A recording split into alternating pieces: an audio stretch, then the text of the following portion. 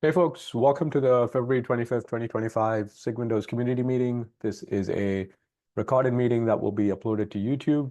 So please adhere to the CNCF code of conduct, which basically translates to be nice and kind to everyone. All right, let's kick this meeting off. Announcements, just reiterating that code freeze is March 20th, 21st based on your time zone. So something to keep in mind if you have PRs that you need to get in. And test freeze will be, I think, a week after that. Any new contributors here that would like to say hello? Don't see anyone here that I haven't seen before. So I don't think so. All right, so let's move on to the agenda. The main item that Mark was mentioning before was this PR is now merged. This is a I think there's two PRs. There's the one from Andy, and then there's the one from Monty. I think that they Oh, I thought Mansi pulled in both of them into one. No, I think that Monty she did them into both for one to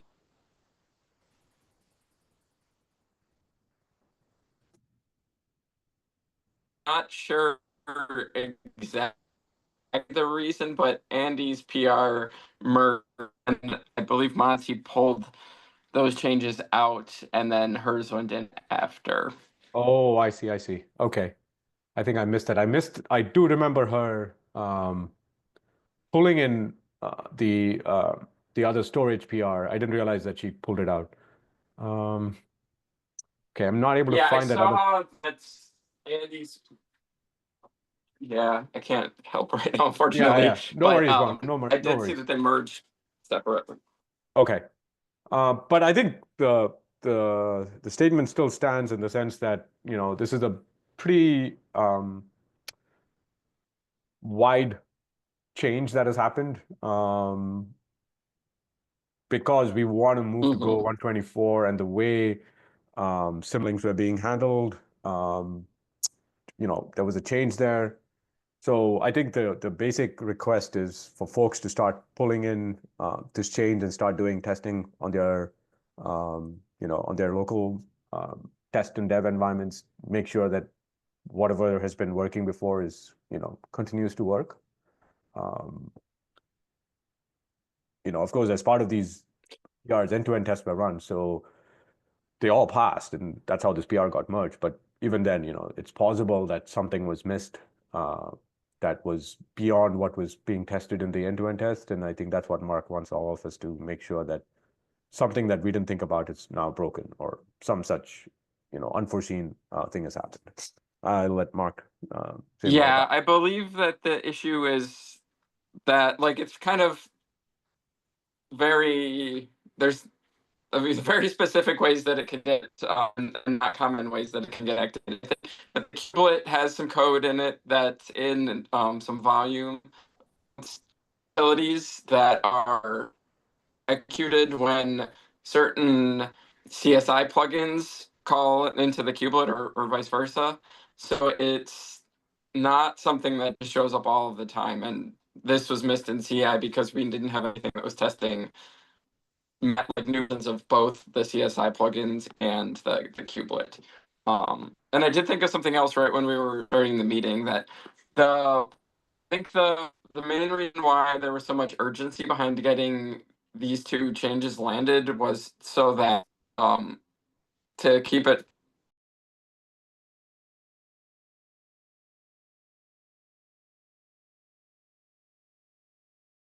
It looks like we lost Mark. Yeah, he's back.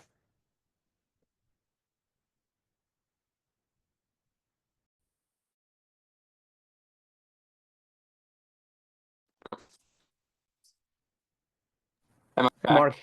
Yeah, sorry, we lost the Yeah, last sorry few about sentences of what you were saying. So maybe if you could just start from Okay. where you left off. Yeah.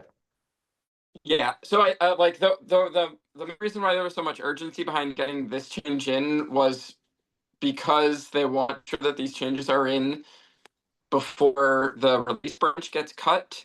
so that that would allow them the ability to continue merging new versions for however long it's needed, especially with LTS now, without having to worry that Go debug flag is going to be removed.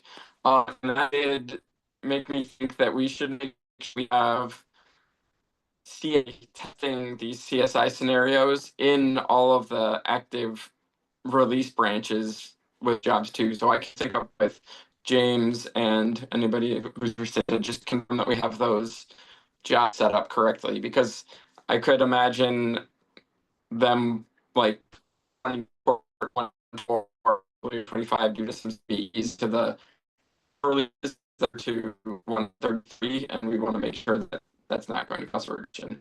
Even though I think folks will be aware of this now that it's a known issue, but it would still be good.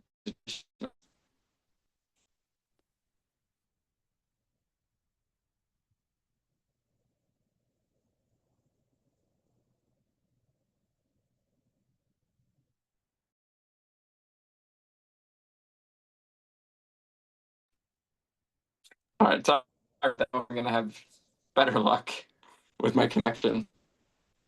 Yeah, a lot of what you were saying was Oh. was breaking up, at least for me. I'm not sure for other folks' part. Okay, I'll update the agenda when I get a chance. I just said we should make sure that we have the validation to test this scenario in all of the active release branches now as well, because there's a possibility that going forward is going to go back, cherry pick these changes due to vulnerabilities that come up. So. All right. So what you're saying is we should have end-to-end tests in older branches to test this also, because this change might be cherry-picked back to the older branches? Yeah, just in case it might be. I can start a thread in Slack where hopefully I won't get cut off to discuss this. Yeah, That's okay. I did not think that this would be cherry-picked, because this kind of felt like it had to do with Go versions in some sense. Maybe I'm mistaken. Yeah, it had to do with Go versions, and the fear was that the Go debug flag may get removed in another release, such as 125. And once Go 124 is in a release branch, yeah, they don't want to potentially cherry pick it, but who knows? There may be a security issue that comes up in one of the, like, let's say, that would force them to move Go 124 or 125, or a version that doesn't have the current behavior in one of the active branches today. Oh, I see. Just as a, just to be sure for ourselves. Yeah, just to make sure that if that does need to happen, it's not going to be a fire when they're trying to cherry pick these changes to the release branches, is my feeling. No, I think that makes sense. Okay, now I understand. Yeah, no, I agree, Mark. It's good to have those end-to-end tests in the older branches too then. Mm-hmm.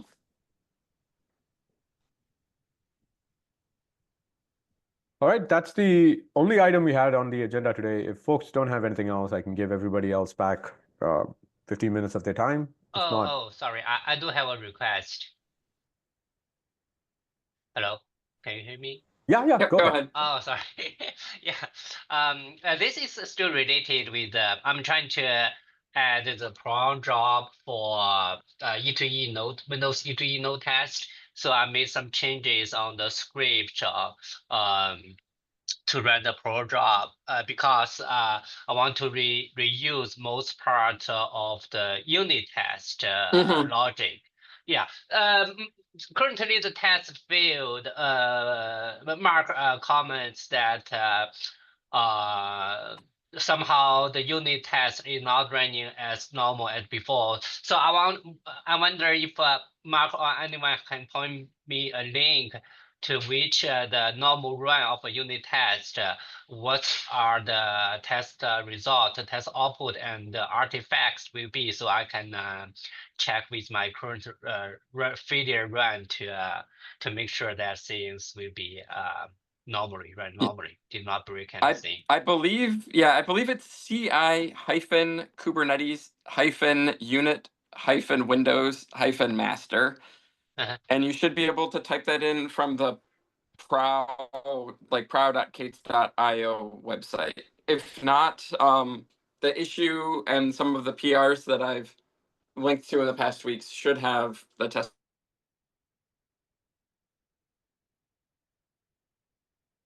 unit Windows master.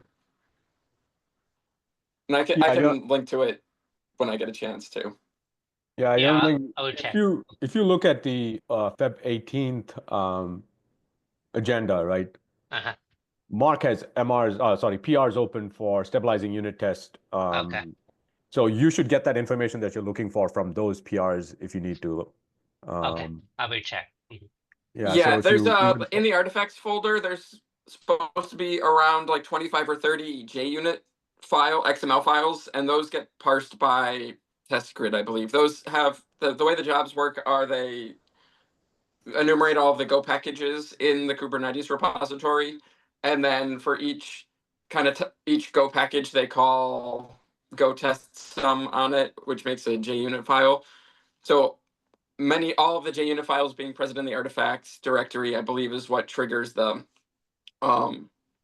like test grid to or prow to roll up those results and show you all of the test failures when you click on the links in the PR jobs or the dashboards.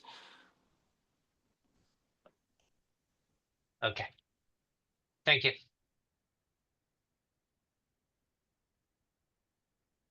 Yeah, I was trying to find if I don't think any tests were kicked off against this PR. So, but you know, Yeah, there is the periodic job that's still running. That's probably the best. That job will have some failures right now, but it should enumerate all, like when you open it, it should enumerate all of the test cases that were run, skipped, and failed. And that's what we want to make sure we can still see. yeah, that's correct. Okay. For example, I think if you take a look at this is one example again of what the unit test run would look like. And if you go and look inside here, you're going to find the artifacts that Mark was mentioning. Maybe I need to increase my screen. I think this is what Mark Yeah, I was think that mentioning. that's right. There should be a artifacts folder, and Yeah, then so you see all these Okay. JUnit XMLs. those should be in the artifacts folder. Yeah, that's what I'm in, Mark, now. Oh, sorry, I must have some delay. I'm showing him Yeah, the list that of- folder. Yeah. Okay. Yeah. Yeah. Which is the link? Which is this link? I mean, the PR link or the?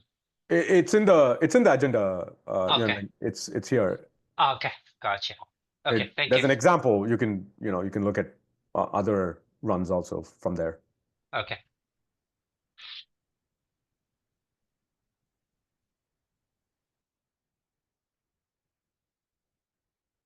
All right. Looks like we are definitely now at the end of the agenda, hopefully.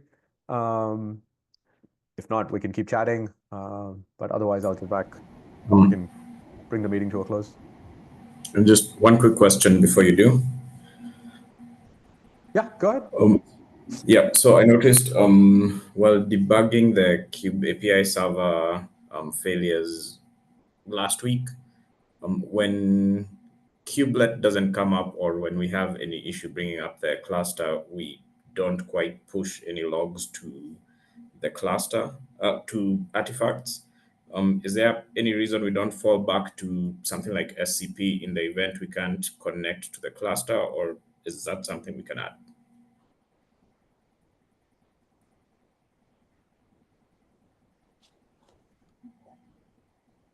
I believe in some cases we try and do that, but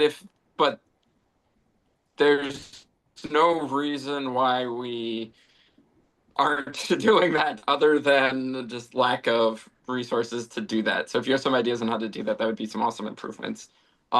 Those scripts, at least if you're doing it through the run ed.sh, those shares common log collection scripts with the capz project, so cluster API provider Azure.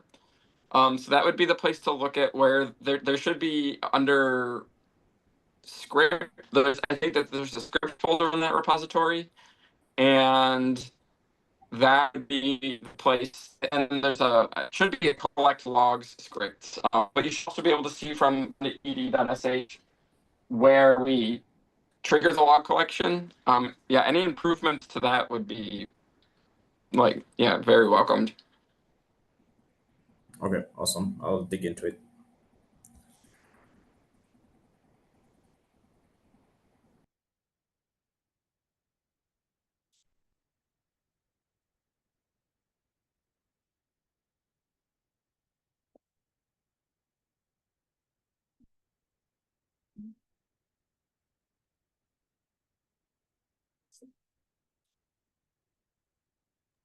All right, I made a note of that in the agenda.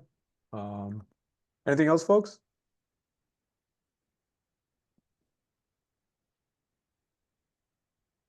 All right, if there's nothing else, I will see everybody on Slack. Thank you all. Yep, thanks all. Bye.